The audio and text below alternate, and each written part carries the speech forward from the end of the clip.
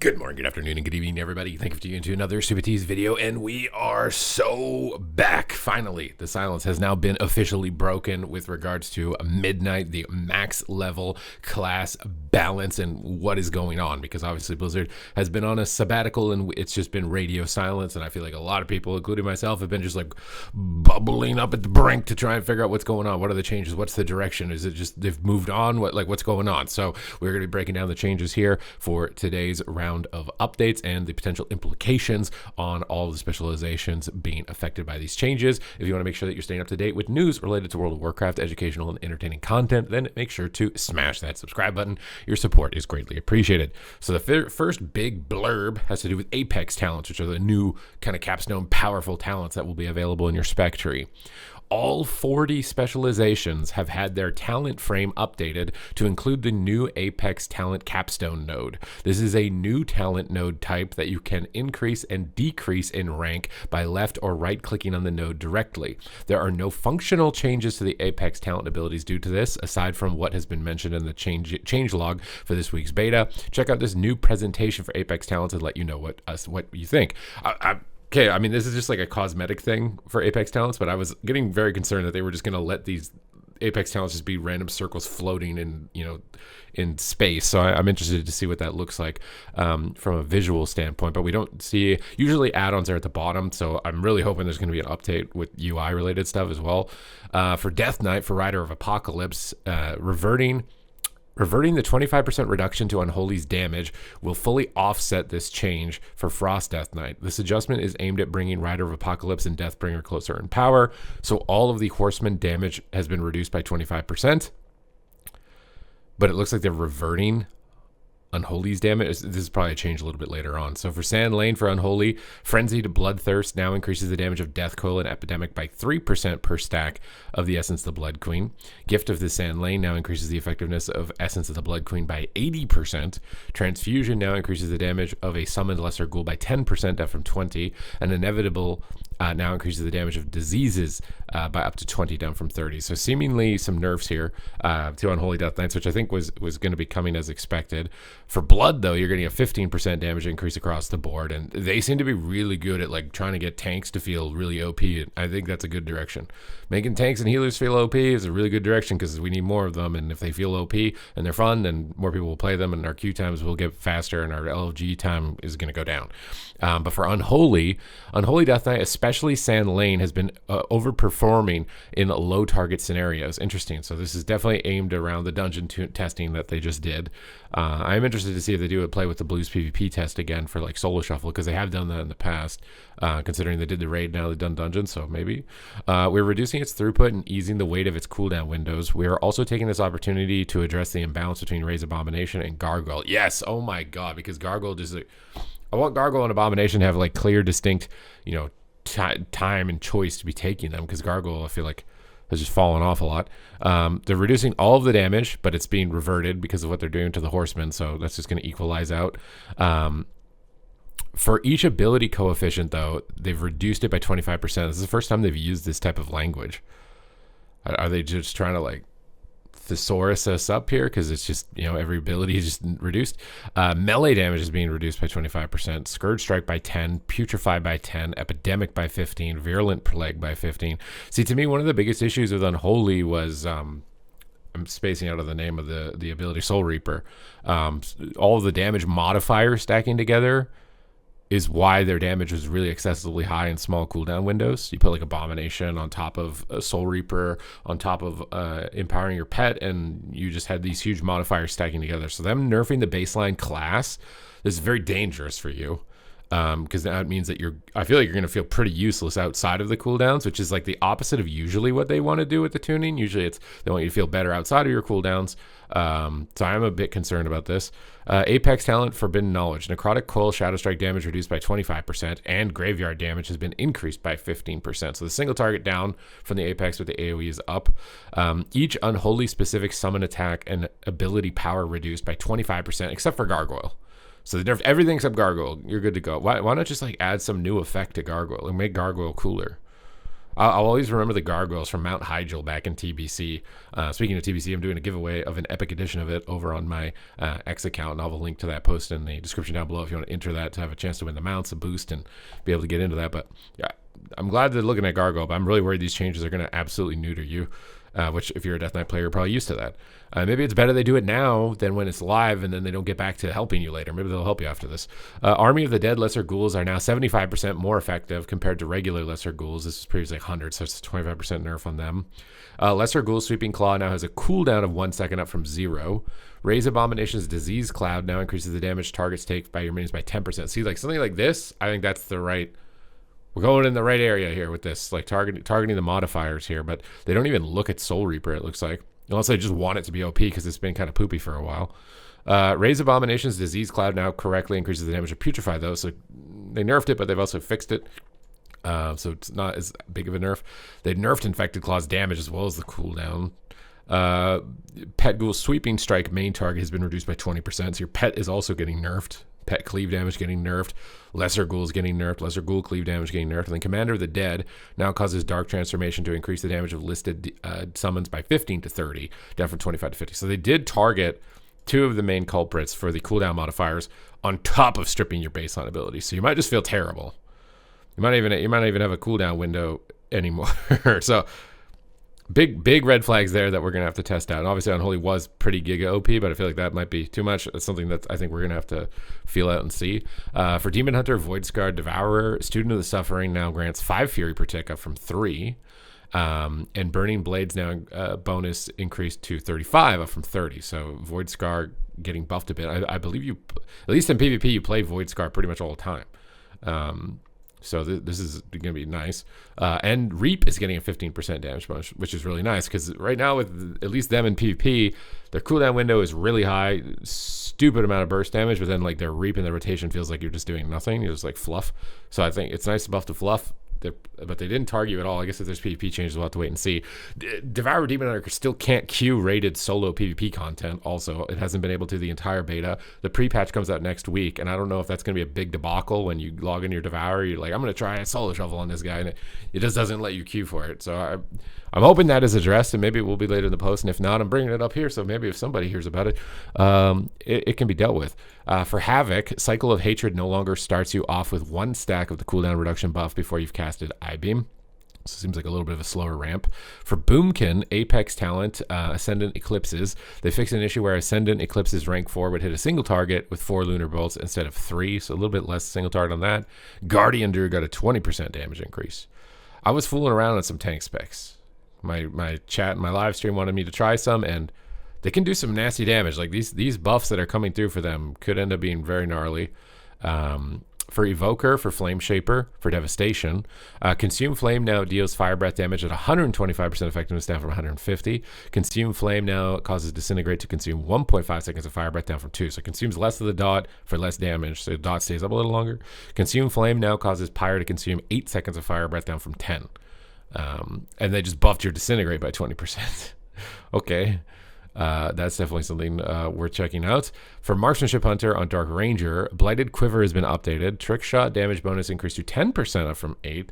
Aspect of the Hydra damage bonus increased to 12 from 10. So a little bit of extra 2-target cleave damage, which is AoE damage. They also buffed Black Arrow by 25%. They buffed its dot damage by 50%. And they buffed Bleak Powder by 50%. Okay, this is a big patch for Dark Ranger, Marksmanship Hunter. For Survival, they're reverting the Wyvern nerf. They did a giant blog post about Survival Wyvern being like, it's too strong relative to the other ones and why they're going to nerf it. And then I guess they're dialing that one back. For Sentinel, for Survival, Sentinel's mark has been updated. Wildfire Bomb damage bonus reduced to 60 from 80. Can't Miss, Won't Miss has been updated. Tip of the Spear damage bonus reduced to 8 from 10. So a little bit of a nerf on Sentinel. And then Pack Leader getting a little bit stronger.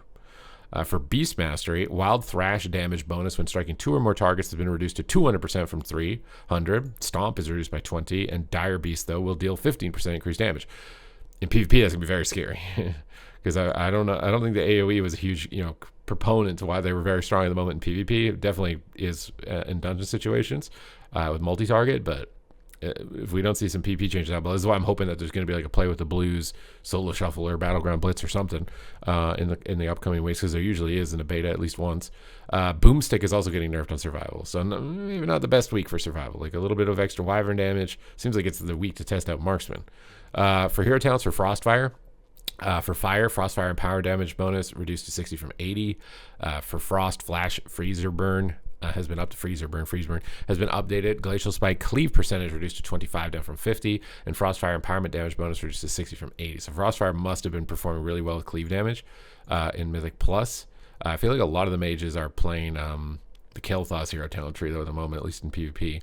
Spellslinger for Arcane. Infused Splinters is being updated. Chance to grant Arcane Salvo increased to 25% up from 15. Controlled Instincts has been updated. Cleave percentage increased to 40 from 30. Splintered Orbs has been updated. Arcane Orb damage bonus increased to 35 from 25. And it now conjures 2 Arcane Splinters per target, up from 1. And Splinter damage got increased by 20%. So definitely a good week to test out Spellslinger. Although Arcane Sun Fury has been very good. So maybe this will help you compete. I personally like Spellslinger. It reminds me of the Needler from Halo, so hopefully it'll be a little bit more competitive. For Frost, Controlled Instincts has been updated. Cleave percentage increased to 40 from 30, and Frost Splinter damage is being increased by 20%. So I think Spellslinger buffed across the board for both specs. For Sun Fury, for Arcane, Burden of Power has been updated. Arcane Blast and Arcane Pulse bonus reduced to 5 from 15, so nerfing Sun Fury. It seems like for this. Sun Fury Execution has been updated. Arcane Barrage damage bonus reduced to 10 from 15. Codex of the Sunstrider has been updated. Now grants 1% increased spell damage during Arcane Surge, down from 2. Oh, okay. So this is definitely the week to switch to Spellslinger. Fire, Burden of Power has been updated. Flame Strike and Pyroblast damage increased to 8%, up from 5. So a little bit of Pyroblast damage. Honestly, I think that's fair for Fire. But their Scorch is hitting so hard. So they have some spec-specific changes as well. Sunfury Arcane Mage has been overperforming in low target, so we're tamping down on the spec. And Hero Talent Tree while giving Spellslinger a bit of help. We're also adding some compensation for Arcane Cleave and Arcane Orb to ensure multi-target damage profiles are not hindered too significantly. So this is just compensation changes here. Arcane Cleave has been updated. Additional targets are struck for 50% of the initial damage, up from 40. We've identified issues preventing Arcane Cleave's damage from appropriately increasing, and this will be resolved in a future update. Arcane Barrage, though, is being nerfed by 10% baseline on top of in the hero talent tree. Arcane Missile also being nerfed by 10%. Arcane Blast by 10%. Arcane Orb is being buffed by 20%. I kind of would have preferred this Blast not nerfed in PvP because you already don't really want to press it ever, and it's actually kind of cool to like. Be nice if you pressed it. It felt kind of cool. So I kind of wish there was like a, doesn't get nerfed in PvP change here. You're a lot more stationary. So maybe the Spellslinger obviously increases might just compensate for this completely, and maybe you won't notice it. But I would like Arcane Blast if there's ever changes to have some sort of PvP note to not nerf it if it gets nerfed, because it's not that good. And you don't have the instant way of casting with Presence of Mind anymore. For Fire, Apex Talent fired up, fixed an issue where applications of fired up would not correctly overlap. Really surprised to not see anything other than that. For Frost, we were reducing the power of Frostbolt and Flurry to help Ice Lance and Shatter continue to be rotational priority. We're moving some of the lost power into Ice Lance and Shatter to mitigate the throughput impact of these changes in low target scenarios. We're also damping down Frostfire's performance in AoE since it has been overperforming. Ice Lance, 25% buff. Shatter, 10% buff. Flurry, nerfed by 10%. Frostbolt, nerfed by 15%. So they're buffing the instant damage. Last time they did that, Frost ended up being really good when they start buffing the instant damage. So I'm keeping my eye on that one for sure. For Mistweaver Monk, Way of the Serpent now reduces movement speed by 20% down from 40. Apex Talent Spirit Font, Soothing Mist are now 20% effective down from 30, so Mistweaver nerfs it seems like. Shaylin's Healing increased by 50%. Clouds now increase its effectiveness by 33 down from 50, pretty significant nerfs. Although this direct buff, I guess it's just healing more all the time without the buff applied to it. Mistline now increases healing by 500% though, up from 100%. Now, I'm not a Mistweaver main, so if you're a Mistweaver main, that sounds big because that's a big jump, 100 to 500, but maybe the ability was like 0, so it doesn't, 5x of 0 is still 0. Amplified Rush now increases Gust of Mist healing from Renewing Mist by 100%, up from 50. So a little bit of buffs towards your HOTS here. Towards the end of this, so maybe not just the end of everything for you. For Windwalker, Threat Generated. Why do they care about Threat? Oh, because Zenith Stomp maybe was shared between Brewmaster and you were pulling aggro and dying, so they reduced the threat by 50%. For Herald of the Sun Retribution, Dawnlight's being nerfed by 25%, Sun Avatar by 25%, and Solar Grace will grant you 2% haste down from 5. That seems very substantial. To rep Paladin at least cleave and sustain damage. For Templar, They're buffing Hammer of the Light by 15% and the secondary damage by 25%. So a hero talent tree shifts for Paladin and Mage that you definitely want to be aware of if you're playing on the beta right now actively. For protection, Hammer and Anvil now deals reduced damage above 5 targets. Hammer of Wrath damage reduced by 30%. Remember, they just giga buff prop Paladin, so I think it was probably expected to see some type of nerf applied to them. For Retribution, your Mastery, your High Lord's Judgment is getting increased by 100%. Fix an issue that caused Avenging Wrath to not increase the damage of Mastery High Lord's Judgment damage. So there's a bug. So your wing, okay, you're not just getting nerfed. This seems very good. Apex talent, Light Within. Light Within damage increased by 10%. Execution Sentence now deals 20% of the holy damage up from 10. And fix an issue causing Midnight Foresight bonus to significantly reduce the damage of Expurgation. Okay, maybe it's not that bad, guys. Red Paladin's chill. Maybe it's not that bad. I think you're gonna be fine. Holy Priest, 10% healing increase. I feel like that's necessary, and I feel like they've giga pruned them, and there's things they're not considering, like removing Shadow Word Pain. So now you can't tag mobs instantly. You can't stop people from taking bases and BGs. I feel like not having an instant tag with no cooldown is gonna be pretty rough for Holy. But I don't think it would be huge to like bring Shadow Word Pain back, and maybe even make a new spell. And if they don't want it to be a shadow spell because it's holy or whatever, just bring back a new spell, new skin for it. For Shadow, they're nerfing Void Torrent by 20%, and Psychic Horror now transfers 45% of the damage though, up from 20. So this is pretty big nerf to Void Torrent. You are not going to be slurping, but you get a little bit of extra cleave damage in compensation, which in PvP doesn't really matter. That'll feel like a nerf in PvP. For Restoration, Spirit Leak Totem has been updated to trigger its pulse more immediately. Yes, oh my god, thank god, bro. Spirit Link Totem's visual now scales with talents that affect the size of the area. What the hell is that? Like, it's gotta be a raid boss mechanic that like shrinks you down or something. But this also means that you might not be able to snipe Spirit Links before they go off.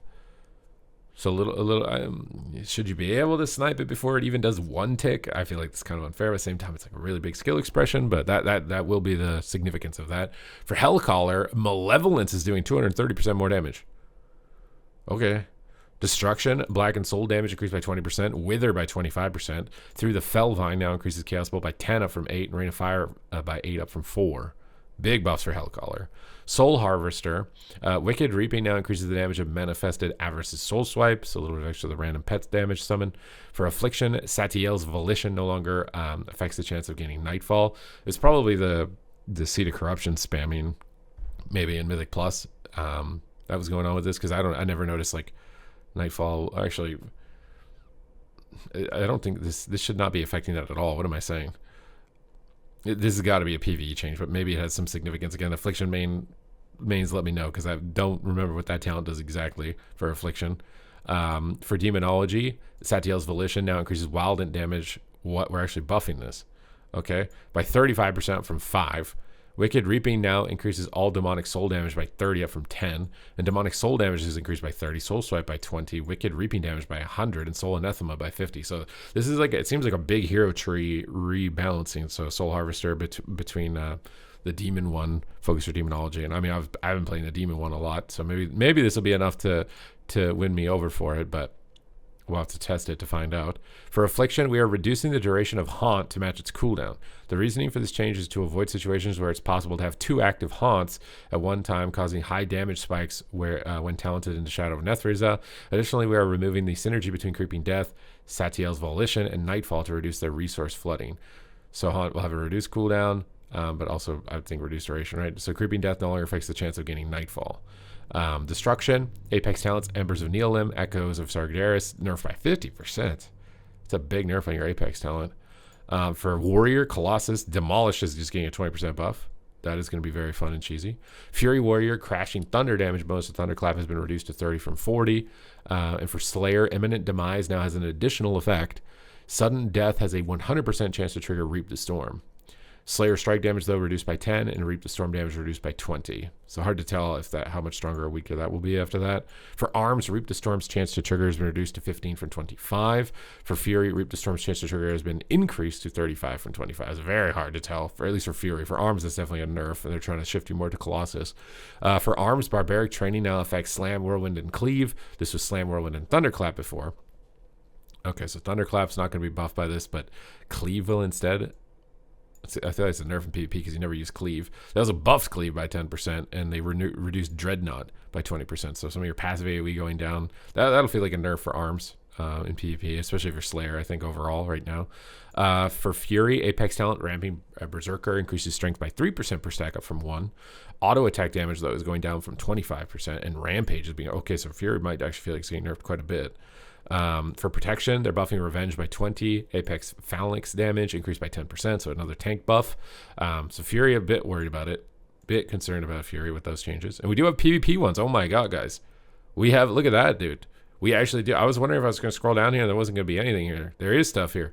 So for Demon Hunter, for Felscard, Focused Hatred now increases Demon Surge damage by 10% down from 50 when damaging a single target, reducing by 2% from 10 per additional target in PvP combat, and it's also just nerfed by 20%. So that's compensating for what they just did to it above as well, and was likely, you know, necessary. And they actually have Devour. I don't even know how they have data on it because like they can't queue for Shuffle.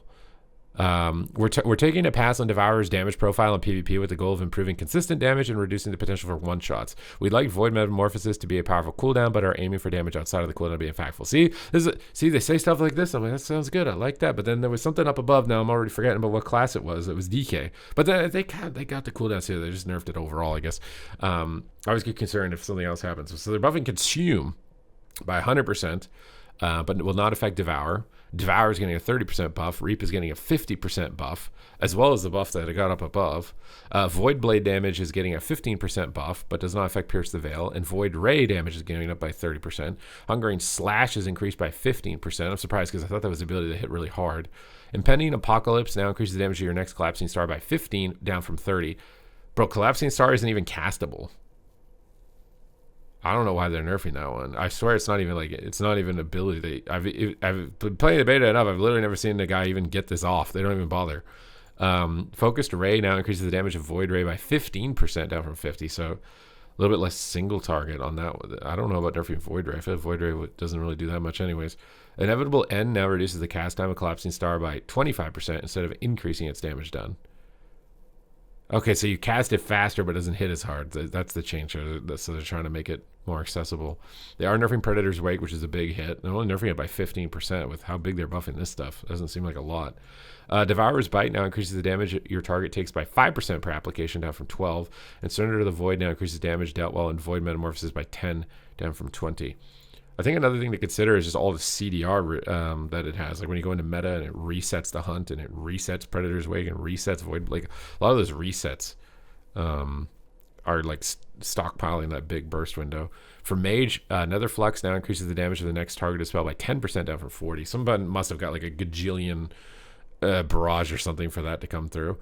For Elemental Shaman, Totem of Wrath is now summoned by Stormkeeper instead of Primordial Wave. That's a big nerf. You have to cast it to be able to get the totem down. Enhancement Shaman, Totem of Wrath is now summoned by Sundering instead of Primordial Wave. Oh, Sunder is going to be really strong for Enhanced then. Because there's a talent right now that gives you haste when you Sunder. Now it's going to give you haste and Primordial Wave. For Restoration, Druid Spirit Link Totem's visual now displays a hostile variant when an enemy Shaman uses Spirit Link Totem. So we'll have like a red Ring of Frost. So really only focusing on like the one-shot damage here. We don't see anything else. There's definitely a few outliers. Maybe they expect like the Unholy DK to get kind of caught by those changes, so they didn't do any PP ones. And we do have interface. Transmogrification. When choosing an icon for an outfit slot, the icons for items that are currently used in the appearance will appear at the start of the list. The currency text will change to red and an error tooltip will appear over the Save Outfit button. But if not enough gold is available to save the outfit changes. Nameplates. The clickable area for nameplate frames has been increased slightly on all sides to make them easier. Okay. Oh, the damage meter. What is this? A session timer has been added. Does that mean I'll be able to see it at the end of the shuffle? For current and overall sessions, the timer displays when in combat and only for the duration of the session. For previous sessions, the duration is always displayed and does not update. The login screen environment has been updated with new artwork and sound. Nothing. That is not huge. Text-to-speech updates. They added voice volume settings for each of the following sections in the combat audio alert settings, along with slash commands. So you can have it tell you your health. You can have it say the target's health. You can say party health. You can say your resources. It can say your casts, and it can say target casts. Oh, Gladiator Losa's that opens the gate for Pandora's box. Like, because now if you can see the target cast and it text-to-speeches them, you should be able to do Gladiator Losa, because that's all it's doing, right? It's taking the target cast and then relaying it to you. So I think definitely there are going to be some add-ons slipping through with this. Now, what I would really like to see for PvP that I legitimately think will lead to people unsubscribing is something done about snares that are above 50%, especially when they're like pretty much permanent and or undispellable with no cooldown, and then even worse, they're passively applied. So like the new concussive shot, crippling poison, disintegrate from devastation evoker. I feel like a lot of these snares for especially warriors, windwalker, and enhancement shaman, where they actually have to melee things, unlike a lot of the other melee nowadays, you just are miserable and cannot move. Imagine being a caster with a 70% casting speed reduction. You would literally uninstall the game. It would be so miserable you would uninstall the game. It is not a good experience, especially if you're a new guy jumping in on warrior and you're just like, why am I RP walking, guys? Like, what's going on? You guys got cars? Like, you guys look like you're driving, and like I'm just walking uphill in a snowstorm. Like, what's going on? I really hope they take a pass and look at like the strength of snares, because in my view, no snare should be above 50% that doesn't have a significant cooldown and is, there's thought behind the player activating it, right? Think of the difference between like old Shadow Flame snare or a Cone of Cold from a mage versus just the passive snares applied from Blizzard and Frozen Orb, right? Like those are two completely different things. One has limited range, unlike something like Crippling Poison, where you're just auto-attacking and now they're moving 70% slower with all the talents that modify it. I really do think they need to consider it, because that has been my main complaint. Like, for the most part, CC is down across the board except Demonology, and I don't know how you guys keep getting around not having anything done to you as far as your crowd control that you have. But for the most part, everything else has been pretty good, but the snares are brutal. I really want them to look at the snares, and they need to make you guys be able to queue solo shuffle. I don't see anything with that. Maybe you just can and they didn't post it. I don't know, because this is kind of cool. All these changes, that's nice, but you can't queue the game on the beta for it right now. So hopefully it is just going to be working, and they just didn't put it here. But that's it for this update. I hope you guys enjoyed the breakdown. Thank you guys very much for watching and supporting as always, and I will see you in the next one.